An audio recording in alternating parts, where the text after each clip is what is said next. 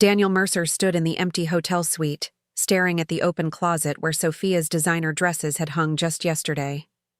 His hands trembled as he read the hotel bill, $12,400 charged to his personal credit card. The safe gaped open, empty. The emergency cash, the bearer bonds, the Patek Philippe watch his father had given him, all gone. 48 hours ago, he'd been contemplating leaving his wife of 17 years for this woman. Now she had vanished without a trace. His phone buzzed. A text from his bank. Unusual activity detected on your account. Please verify these transactions. The list scrolled on and on. Wire transfers, ATM withdrawals maxed out, credit lines emptied. Daniel sank to his knees on the plush carpet, the reality crashing down on him like a physical weight. The notification from his lawyer flashed on his screen.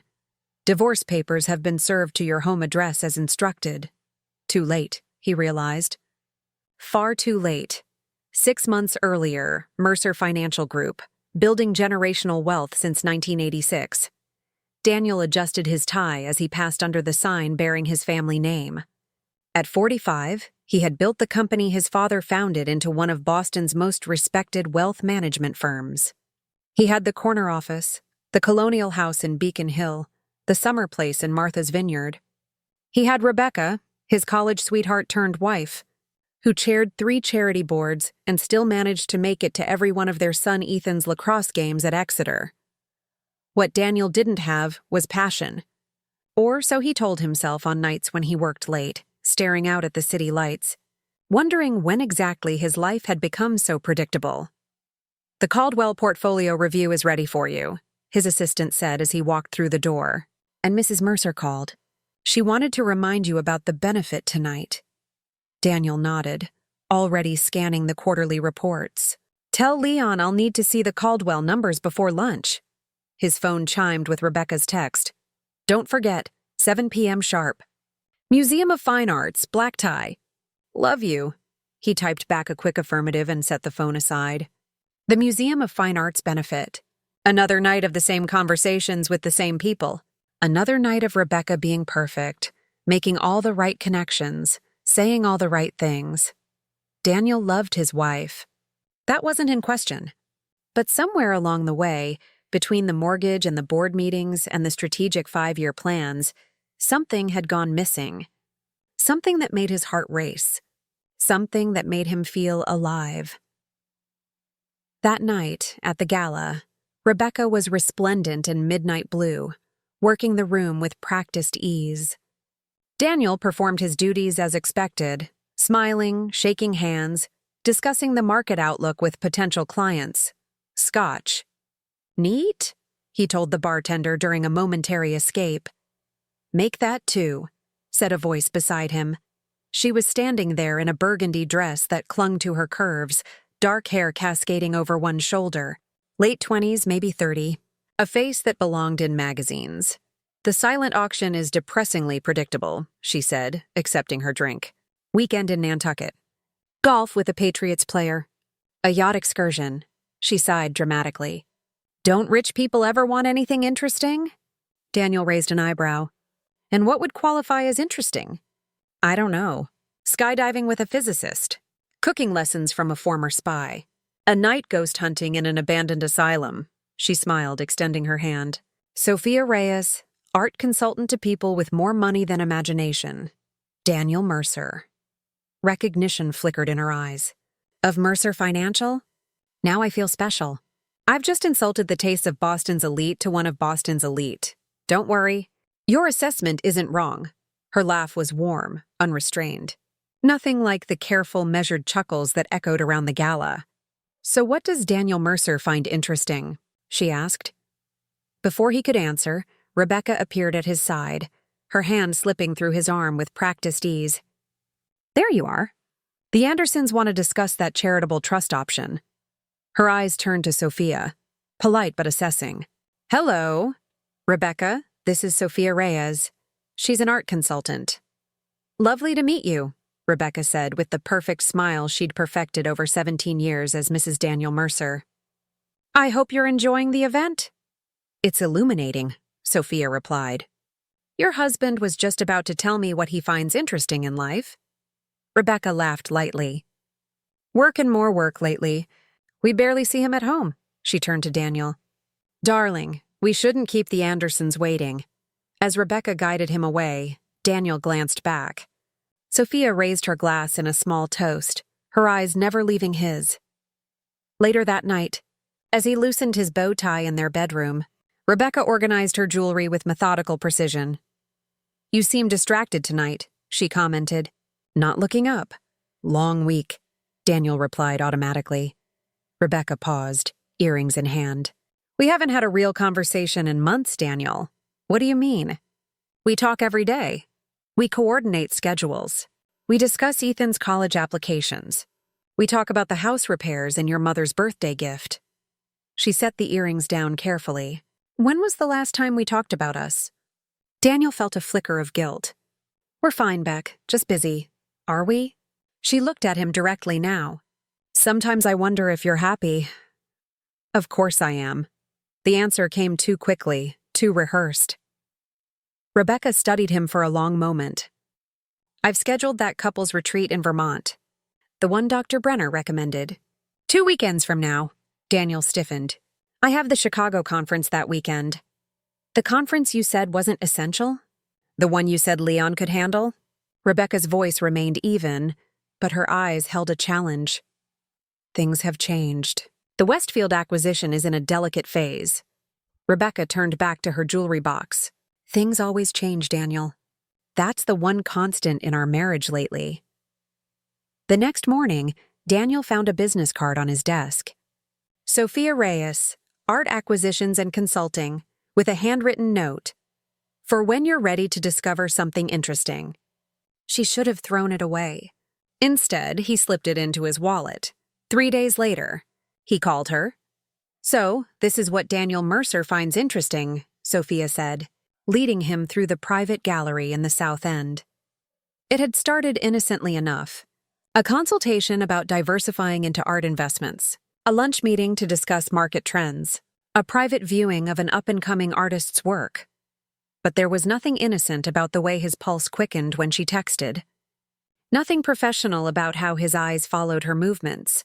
Nothing businesslike about the electricity when their hands accidentally touched. What do you think? She asked, gesturing to a large abstract canvas. Daniel wasn't looking at the painting. I think I'm in dangerous territory. Sophia stepped closer. Is Daniel Mercer risk-averse? That's not what I've heard. In business, calculated risks are necessary. In personal matters, he let the thought trail off. And which is this? She asked, her eyes holding his. Business or personal? The answer came in the form of his hand sliding around her waist, pulling her to him. Their first kiss was tentative, questioning. The second was not.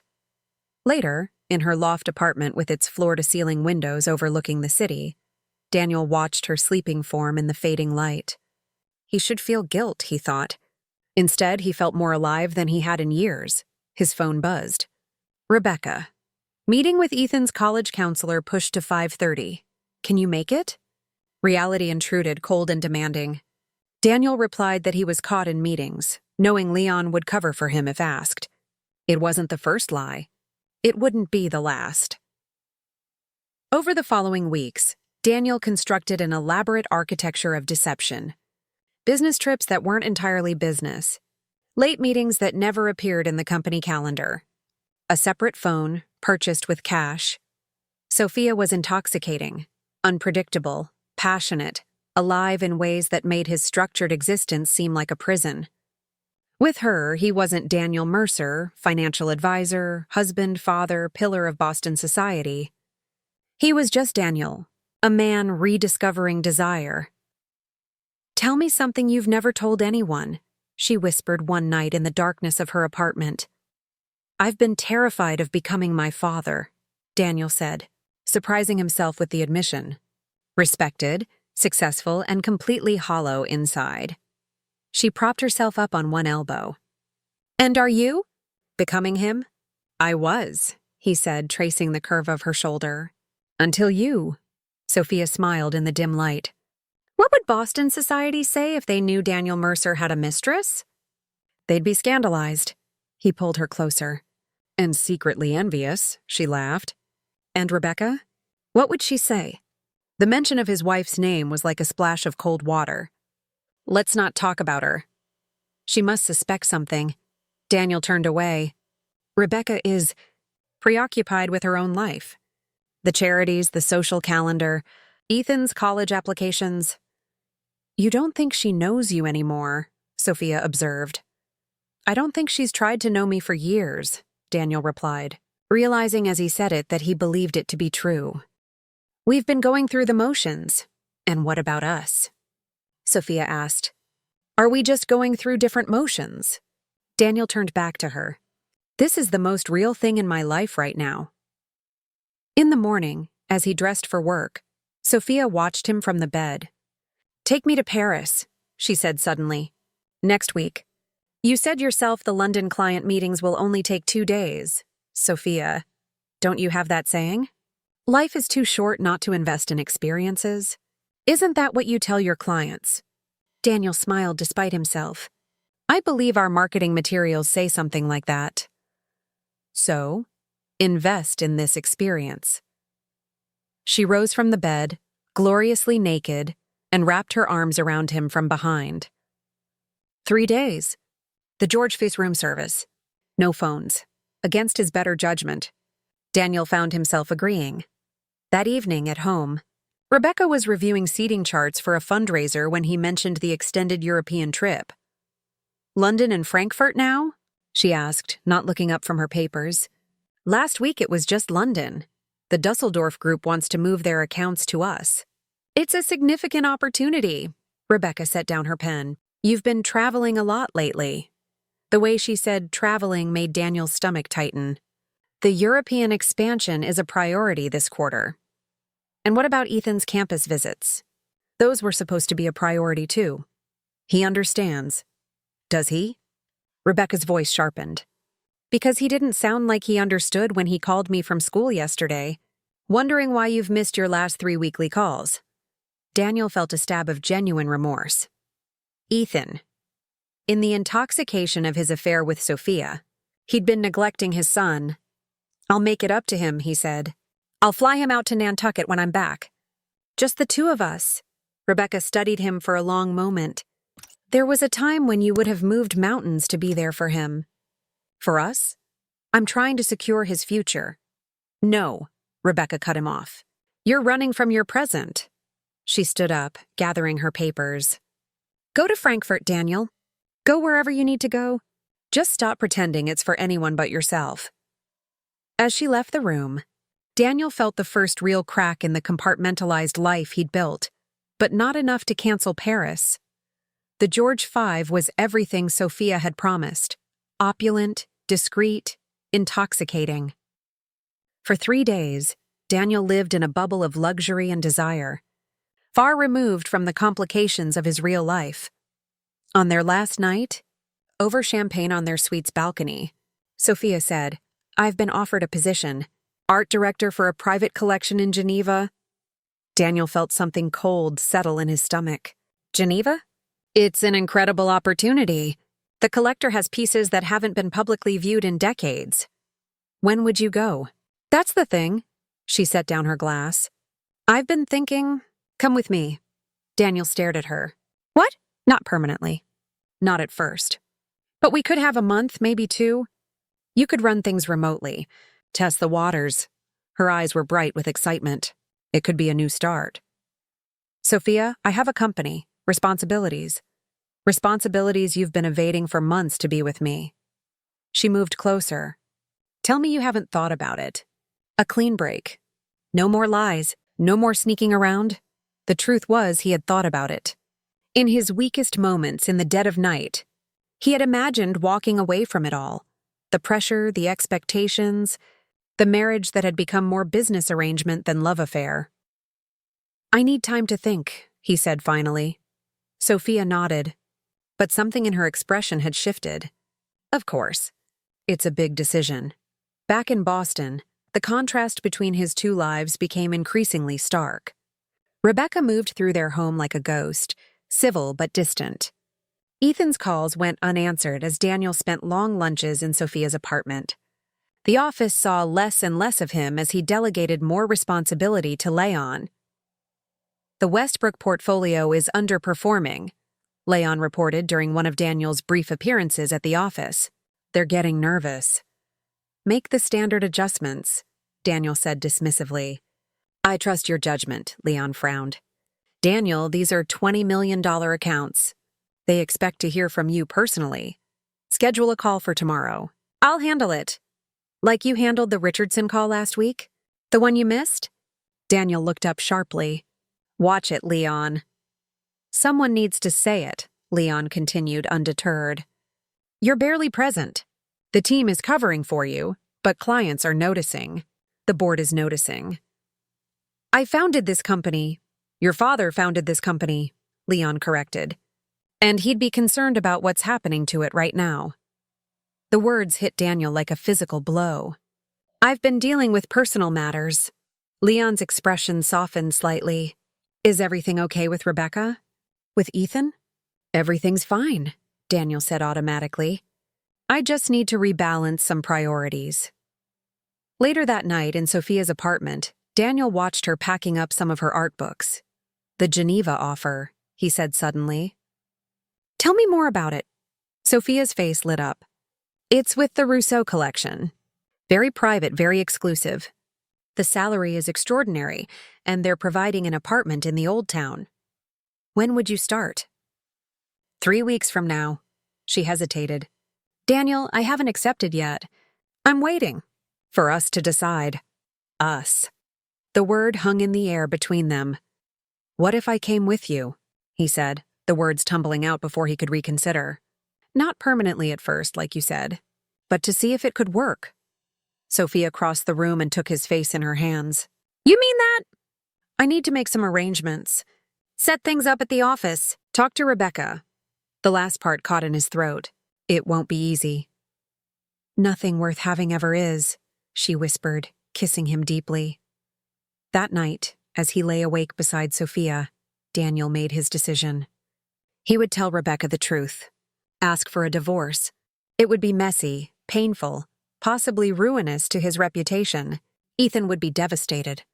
But continuing the lie was destroying him from within. 3 days later, he transferred $1.5 million to a new account, seed money for a fresh start. Not everything, but enough to weather the storm that would come. He told himself it was prudent planning, not a betrayal of the company he'd built. I need to go away for a few days, he told Rebecca over a tense dinner at home. To clear my head, Rebecca set down her fork. Is there someone else, Daniel? The directness of the question stunned him. Why would you ask that? Because I'm not blind. Or stupid. Her voice was eerily calm. Late nights. Missed events. The distraction? The sudden business trips that Leon knows nothing about. Daniel's mouth went dry. Rebecca, just tell me the truth. After 17 years, don't I deserve at least that? The moment stretched between them. 17 years of shared history balancing on a knife's edge. Yes, he said finally, the word like ash in his mouth. There's someone else. Rebecca closed her eyes briefly, absorbing the blow. When she opened them again, they were clear and hard. Get out of my house! Rebecca, we need to talk about this. No, we needed to talk months ago. Now we need lawyers. She stood up. I want you gone tonight. You can have your things shipped to wherever you're staying with her.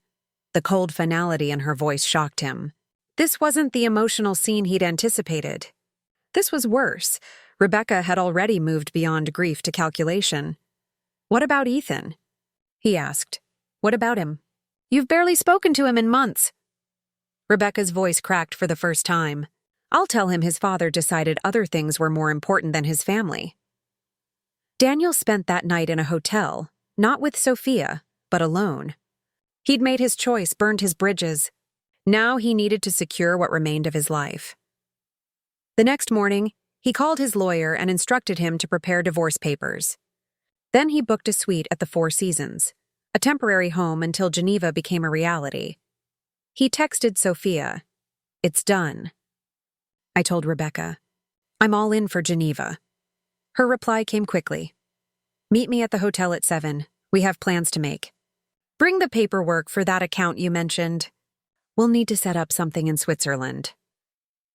That night, in the hotel suite, Sophia was jubilant. Opening champagne as Daniel showed her the account statements. 1.5 million, she read, eyes widening. That's a serious commitment. It's just the beginning, Daniel assured her. Once the divorce is settled, there will be more. Sophia kissed him deeply. I knew you were different. All those careful, boring Boston men who talk about taking risks but never do. You actually leap. They stayed up late, planning their new life. Sophia would take the Geneva position. Daniel would gradually transition to international consulting, leveraging his Boston connections to build a European client base. We should celebrate properly, Sophia declared, ordering the hotel's most expensive bottle of champagne on Daniel's room account. To new beginnings, the champagne arrived with Belgian chocolates. They drank and made love and talked about the future until the early hours of the morning. When Daniel woke, his head pounding from too much champagne, Sophia was already dressed. Going somewhere? He asked groggily. Just to my apartment to start packing, she said, kissing him lightly. Back tonight. We can have dinner in the room.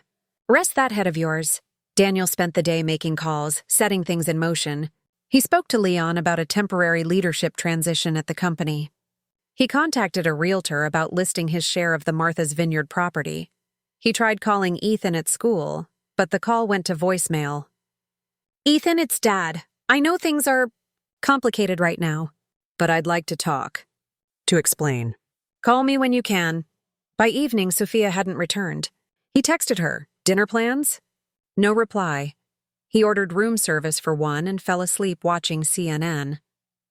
The next morning, there was still no word from Sophia. Concern growing, Daniel called her cell. It went straight to voicemail. He tried again. Nothing. He called the gallery where she consulted. Sophia Reyes? No, she doesn't work here anymore, the receptionist informed him. She left about 2 weeks ago. Daniel frowned. Sophia had mentioned leaving the gallery, but 2 weeks ago? That was before their Paris trip, before the Geneva offer. He took a cab to her apartment building. The security guard recognized him. Looking for Ms. Reyes? Haven't seen her in a few days. I need to get into her apartment. It's important, the guard shook his head. Can't do that, sir. Against policy. Daniel pressed a $100 bill into the man's hand. 5 minutes. That's all I need, the guard hesitated, then nodded. 5 minutes. I never saw you. Sophia's apartment door was unlocked. Inside, the space was half empty. Most of her clothes were gone. The expensive art books she'd been packing were nowhere to be seen. On the kitchen counter sat a single piece of paper, a printed boarding pass. Geneva. Dated yesterday. Daniel's phone rang. His bank. Mr. Mercer. We've detected unusual activity on your accounts. Multiple large withdrawals and wire transfers in the past 24 hours. Daniel felt the room spin around him. How much? The transfers total just over 1.4 million. They were authorized using your security questions and identity verification. The security questions he'd answered in front of Sophia. The account details he'd shown her. Block everything, he ordered. Freeze all accounts immediately. But he already knew it was too late. Back at the hotel, the final pieces fell into place. The safe was empty, the emergency cash, the bonds, the watch all gone. His laptop was missing. Most damning of all, the folder containing all his account information and identity documents had vanished. Daniel stood in the empty hotel suite, the reality of what had happened crashing down on him like a physical weight. His phone buzzed with a text from an unknown number. You should have stuck with your wife. She at least was honest about what she wanted. You look like hell, Leon said, opening his front door to find Daniel standing there, unshaven, wearing the same clothes from the day before. I need your help, Daniel said, his voice hollow. Inside Leon's apartment, Daniel laid out the whole sordid story, the affair, the deception, the theft. Jesus Christ. Daniel? Leon said when he finished. This woman took you for everything?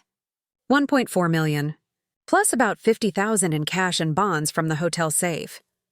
Daniel ran a hand through his disheveled hair. And my watch. And my identity documents. And my laptop with all my passwords. Have you gone to the police? And tell them what? That I was planning to abandon my family and company for my mistress, and she stole the money I'd hidden away for our new life? Daniel laughed bitterly. The scandal would destroy what's left of my reputation. The board would force me out immediately. Leon poured 2 glasses of whiskey and handed one to Daniel. What about Rebecca? What about her? She threw me out. She knows about the affair, just not who it was with or how completely I've been played. So what's your plan? Daniel drained his glass. I need to find Sophia. Get my money back, then, I don't know. Pick up the pieces somehow. This woman meticulously planned to con you. She's not going to be easy to find. She's real, Daniel insisted. The gallery confirmed she worked there. Her apartment exists. Her background checked out. Checked out how? I had the company run a basic background check when we started discussing investments. The lie sounded weak even to his own ears. Leon shook his head. When you mix business and pleasure. Classic mistake. Daniel's phone rang. Rebecca. He let it go to voicemail. You should talk to her, Leon said. And say what? Sorry about the affair, but good news, she robbed me blind. No, you say, I've made a terrible mistake and I'm going to do whatever it takes to make it right. Daniel stared into his empty glass. It might be too late for that. Probably, Leon agreed. But it's still the right thing to do. The next day, Daniel began the humiliating process of damage control. He reported the theft to the police, carefully framing it as a business relationship gone wrong. He met with the bank's fraud department, knowing full well that his own actions had enabled the theft. He changed every password, froze every account, placed fraud alerts on his credit. His lawyer was blunt. The money is likely gone, Daniel. Wire transfers to overseas accounts are nearly impossible to recover, especially if she had your authorization. She didn't have my authorization, Daniel protested. She had your account numbers, your security questions, and apparently a very convincing story about being your financial consultant. The bank has records of calls from you confirming the transfers. That wasn't me. Voice impersonation software is remarkably good these days. Combined with all your personal information, it was enough to convince them. The lawyer sighed. Focus on containment now. Your divorce, your company, your reputation. Daniel's phone buzzed with texts from Rebecca's lawyer. The divorce proceedings were moving forward at breakneck speed. Rebecca wasn't asking for the company, just a hefty settlement and the house. She wanted it done quietly, quickly, with minimal public drama. After a week of sleeping on Leon's couch, Daniel found a small, furnished apartment. He returned to the office, facing the whispers and sidelong glances of his employees. Then came the call he'd been dreading. Ethan. So you're not coming to my graduation, his son said, his voice flat. Ethan, I want to be there. I just don't think your mother, don't blame Mom for this. She didn't blow up our family. Daniel closed his eyes, absorbing the blow. You're right. This is on me. Was she worth it? This woman?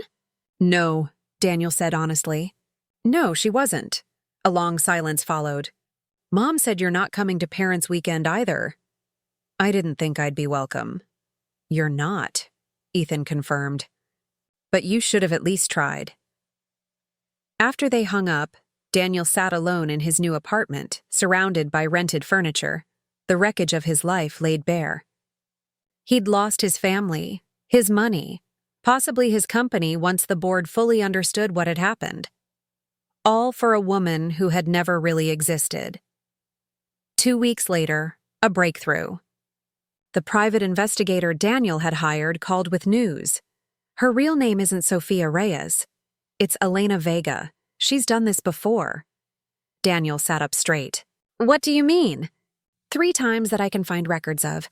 Different names, different cities, same MO. She targets wealthy married men. Starts with a legitimate business connection. Art, real estate, investment consulting. Builds trust over months. Encourages them to set up funds for a new life together. Then disappears with everything she can get. Where is she now? Not Geneva, that's for sure. Last credit card ping was in Buenos Aires, but that was 5 days ago. She moves fast, changes identities faster. I want to find her, Daniel said, a hard edge in his voice. Mr. Mercer, with all due respect, what would you do if you found her? The legal routes are being pursued. The FBI is involved now. Let them handle it. But Daniel couldn't let it go. Not just for the money, but for the closure. He needed to look her in the eye, to understand how thoroughly he had been deceived. He continued with the PI, following slim leads across continents. A credit card transaction in Santiago, a possible sighting in Mexico City, a woman matching her description checking into a resort in Tulum. 3 months after she vanished, the PI called with news. We found her. She's in Miami, using the name Camila Diaz, working at an art gallery on South Beach.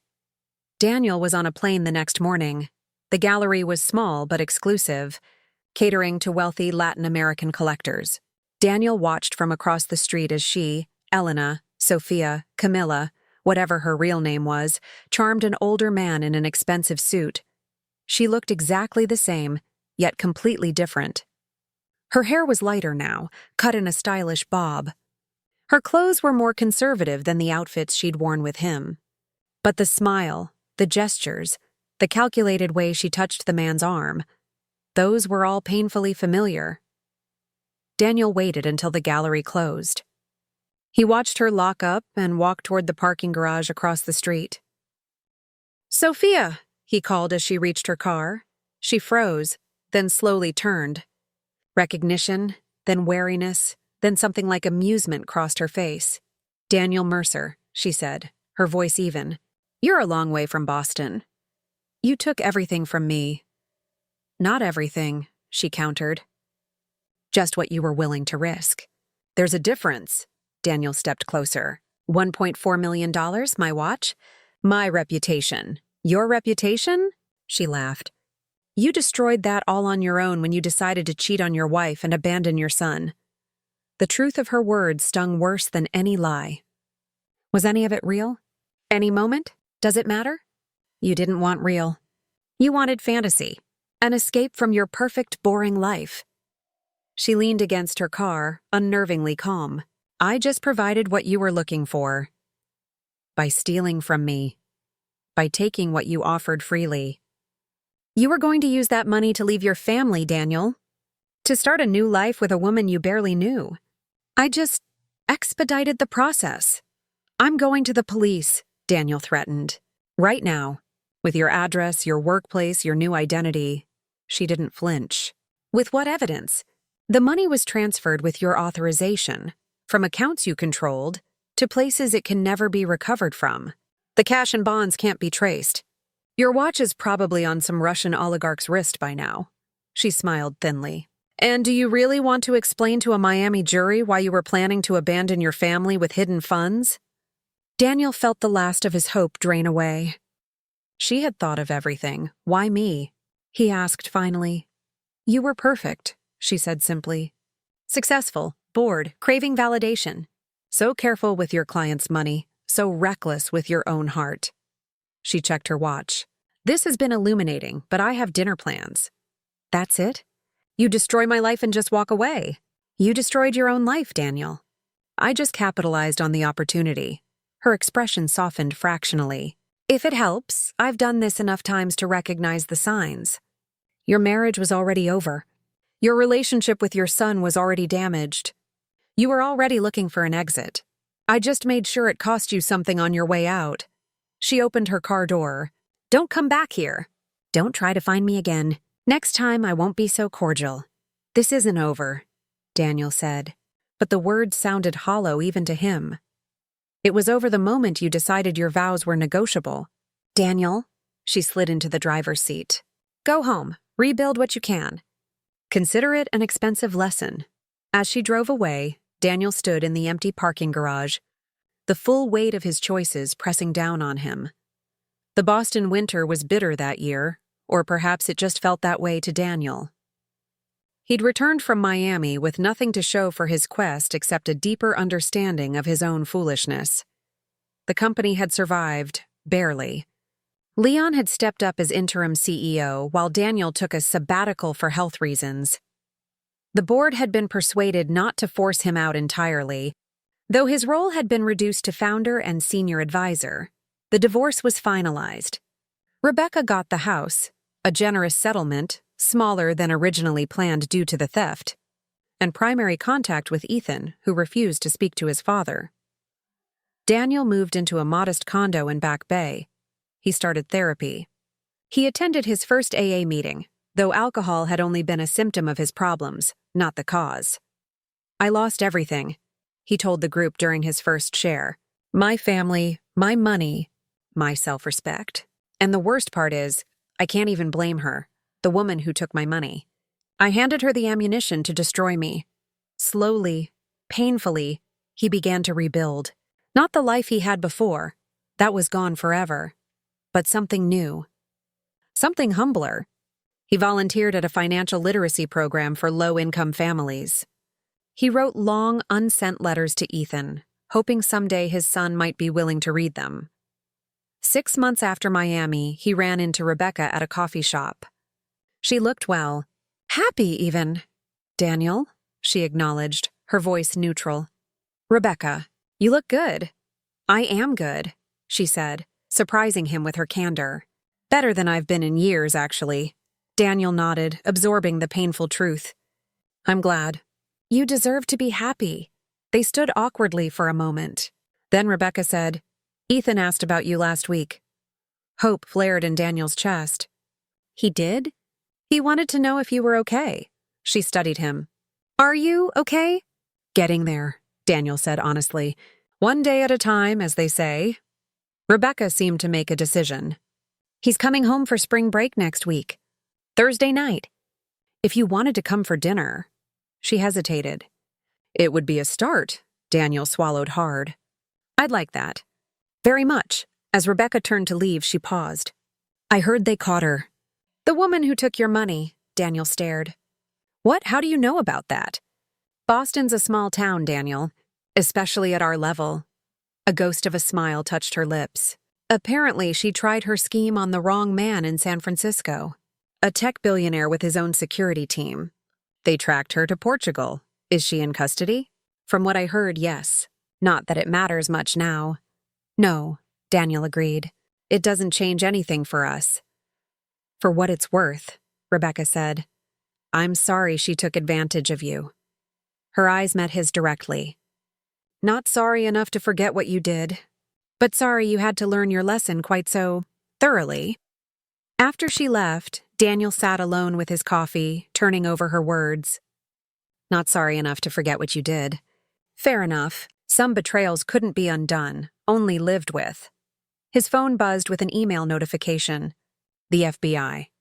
They'd recovered some of his assets. Not everything, not even most of it, but enough to matter. They requested his presence to identify some recovered items and provide additional testimony. Daniel closed the email.